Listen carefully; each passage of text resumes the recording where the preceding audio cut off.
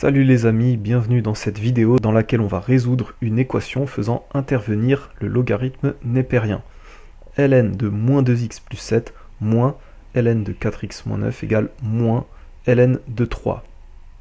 Pour les résolutions d'équations ou d'inéquations, il y a deux étapes primordiales qui sont d'une, l'ensemble de définition de l'équation et deux, l'ensemble solution. En effet, ici, on voit qu'il y a des fonctions logarithmes qui imposent d'avoir des nombres strictement positifs à l'intérieur. Donc, a priori, on ne pourra pas choisir tous les x que l'on veut pour que ces logarithmes existent.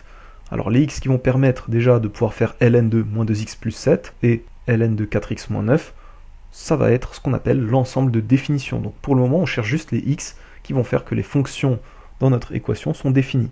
Et après, parmi tous ces x autorisés, on va trouver ceux qui vont faire que vraiment l'égalité est vérifiée et que l'on a notre ensemble solution de l'équation.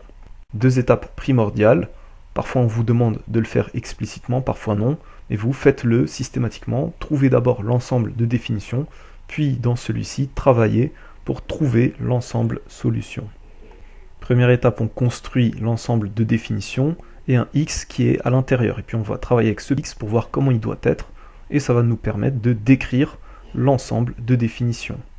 Comme ce que l'on a dit, pour que notre équation soit définie, il faut déjà que ce que l'on a dans les ln soit strictement positif. Donc on a deux inéquations, moins 2x plus 7 strictement positif et 4x moins 9 strictement positif. L'accolade, ça permet juste de dire que on veut les deux en même temps, ça signifie et, tout simplement. On aurait pu les mettre en ligne, mais on peut aussi mettre en colonne, c'est plus joli. Et bien sûr, le symbole équivalent, parce qu'on est en train de résoudre une inéquation et même deux inéquations. Pour trouver l'ensemble de définition, il y a une petite inéquation à résoudre, c'est comme un petit exercice dans l'exercice. Et on va maintenant résoudre ces inéquations. On commence à passer de l'autre côté le plus 7 qui devient moins 7 et le moins 9 qui devient plus 9. Jusque là, ça va, il n'y a aucun souci. Quand on passe de l'autre côté avec des plus et des moins dans les inégalités, eh bien ça ne change jamais le sens de l'inégalité. Là, ça va se compliquer un petit peu parce que maintenant, on va passer de l'autre côté le moins 2, mais en divisant, et le 4 en divisant. Mais là, quand on divise, il faut bien prendre en compte le signe du coefficient par lequel on divise, parce que selon son signe, eh bien, on peut avoir un changement de sens de l'inégalité. Ici, moins 2 est strictement négatif, donc quand je vais le passer de l'autre côté, ou que je vais diviser par moins 2, eh bien, le supérieur deviendra inférieur. Le symbole va changer de sens. Par contre, 4, quand on va le passer de l'autre côté, le strictement supérieur va rester tel quel. On passe de l'autre côté ce que l'on vient de dire, et on précise sur la copie, car 4 est strictement positif et moins 2 strictement négatif. Très important de mettre ça sur votre copie, pour montrer à votre prof que vous avez compris ce concept de nombre strictement négatif qui fait changer le sens de l'inégalité. Parce que si vous avez de la chance, et que le nombre est strictement positif, et que vous oubliez d'en parler, quelque part le prof peut se dire, est-ce que vous avez fait attention à ce détail, ou finalement vous avez passé de l'autre côté sans réfléchir. Donc toujours, précisez le signe de ce que vous avez passé de l'autre côté quand il s'agit d'une multiplication ou d'une division. Le moins 7 sur moins 2 devient 7 sur 2 ou 7 demi. Et on a x qui doit être inférieur à 7 demi et supérieur à 9 quarts. Donc on peut tout résumer dans une seule ligne où les deux inégalités, on va les mettre l'une après l'autre.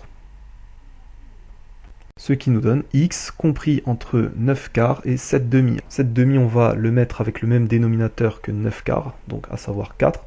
On multiplie en haut et en bas par 2, donc 7 ça devient 14 et 2 ça devient 4. Donc on a finalement x compris entre 9 quarts et 14 quarts, parce que ici il faut faire attention, est-ce qu'on a bien 9 quarts qui est plus petit que 14 quarts?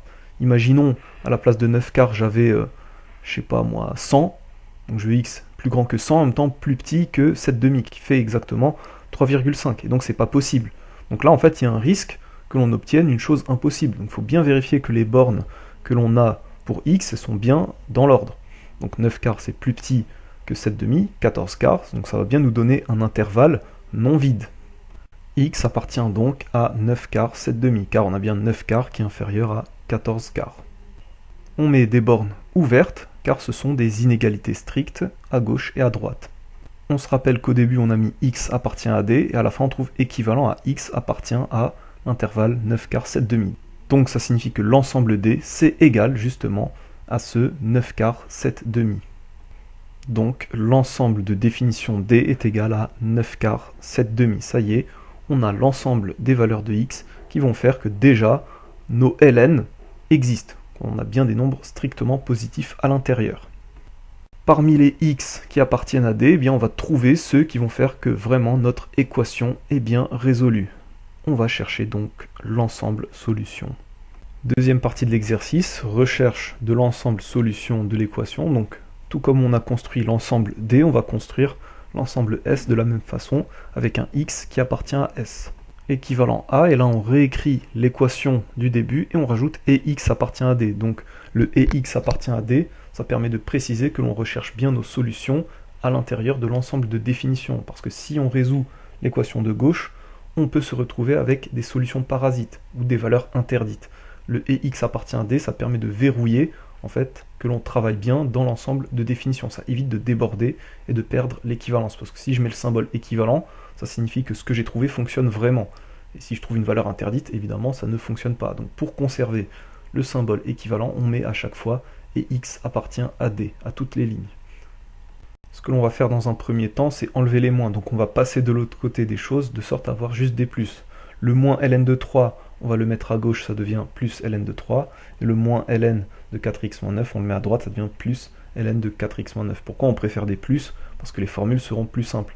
Si on a des moins, ça va nous faire des divisions, parce que ln de a plus ln de b, ça fait ln de a fois b. Et ln de a moins ln de b, ça fait ln de a sur b. Et nous, on veut éviter les fractions, si possible, parce que c'est plus lourd à écrire. On préfère se ramener plutôt avec des plus, qui vont donner ensuite des multiplications qu'on va mettre à l'intérieur de ln. Le premier rassemblement que l'on va faire, c'est ln de moins 2x plus 7 plus ln de 3. Ici, notre a est égal à moins 2x plus 7 et notre b égale à 3. Donc, quand on additionne des ln, eh bien, on peut rassembler dans le même ln, mais avec un produit. Ce qui nous donne ln de 3 facteur de moins 2x plus 7 égale ln de 4x moins 9 qui n'a pas bougé. Et toujours, on met à chaque ligne et x appartient à d pour conserver l'équivalence. On va donc développer à l'intérieur du ln qui est à gauche, ce qui nous donne moins 6x plus 21. On est sur une situation intéressante parce qu'on a deux ln qui sont égaux. Et il y a une propriété de cours qui dit que si ln de a égale ln de b, alors a égale b. Et ceci vient du fait que ln est une fonction strictement croissante sur R plus étoile. Attention, de façon générale, si on a une fonction quelconque, c'est pas parce qu'on a f de a égale f de b que a égale b. Cette propriété-là, qui dit que l'égalité des images entraîne l'égalité des antécédents, c'est pour les fonctions strictement monotones, comme par exemple exponentielle ou logarithme.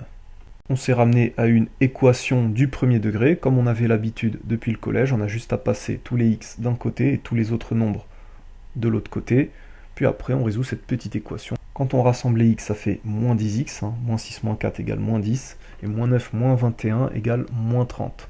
Puis on divise par moins 10 pour avoir x tout seul. On trouve x égale 3, et je vais le mettre sous la forme 12 quarts.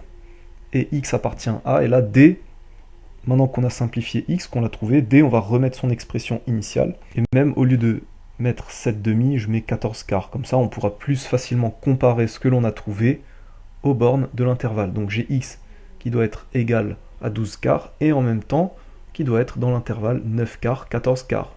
Or, 12 quarts appartient bien à 9 quarts, 14 quarts. Pourquoi? Parce que 12 est compris entre 9 et 14.